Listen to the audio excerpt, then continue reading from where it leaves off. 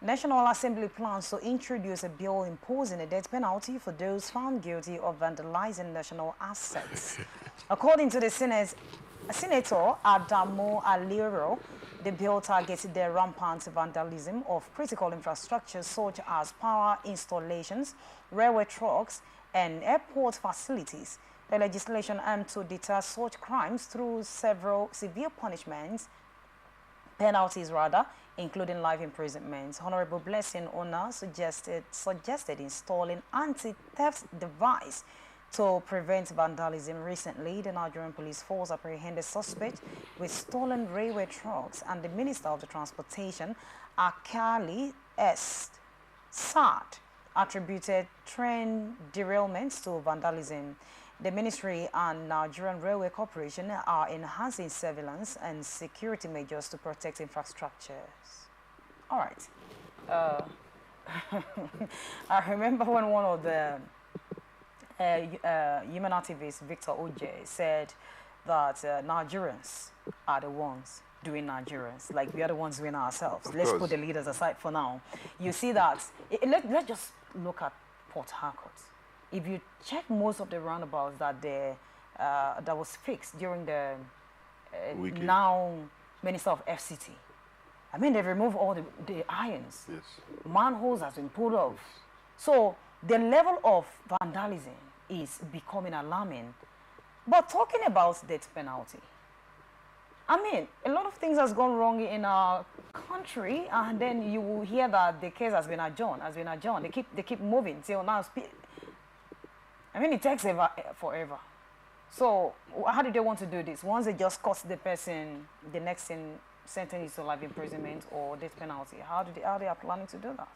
And do you think it will help to actually minimize this level of vandalism? Yes, there can be policies, there can be things put on the ground that can prevent it. But is it a death penalty?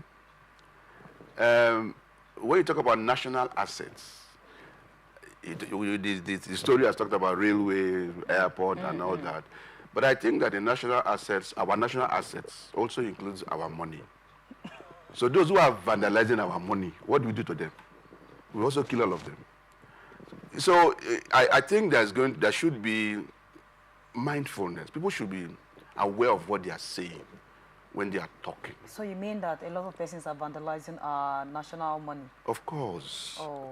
We are hearing, not just hearing, it's in the paper now. You're spending 45 billion to repair somebody's house when people are starving.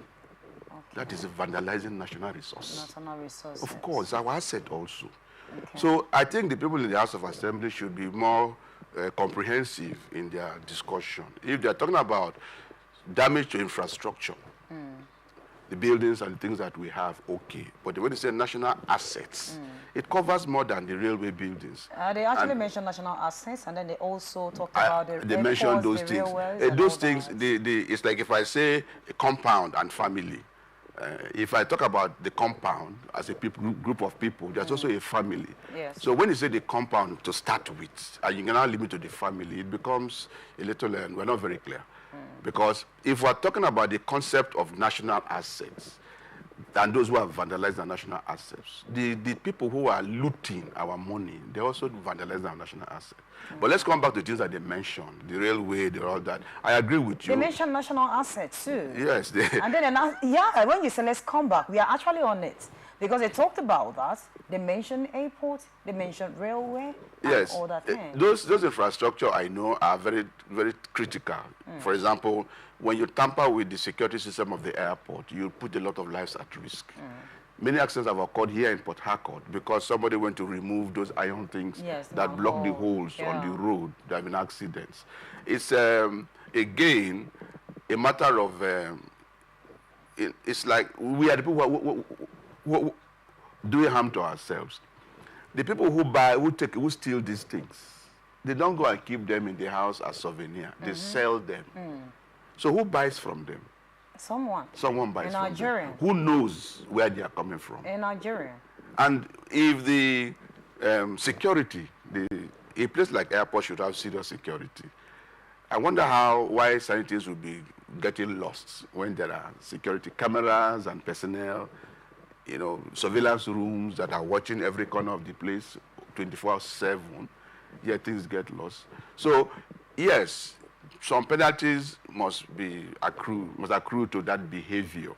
But I think it's a very heavy thing to talk about death, killing somebody. To kill somebody is not an easy thing. Okay.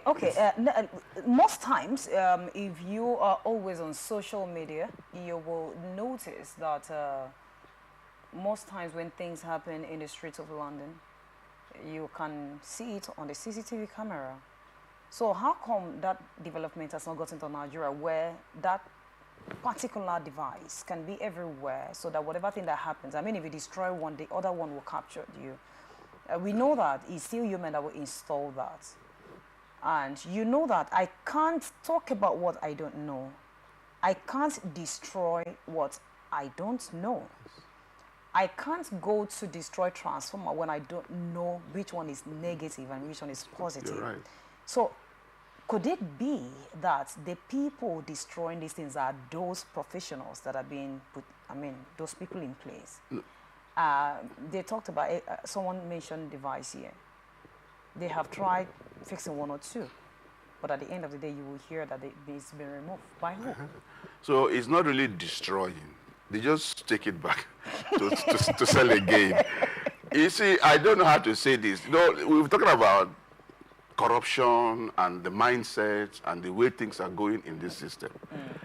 A lot of things are happening the way they're happening because of the mental background that we live in. People don't see certain things as evil.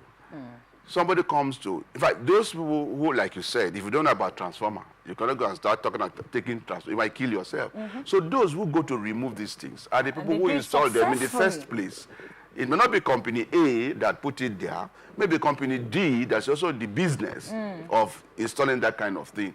And then, like I said earlier, you have this security system in this place. How come they did not know when these things were taken? We have cameras. If there are no cameras on the streets, there are cameras in such local places like the airport.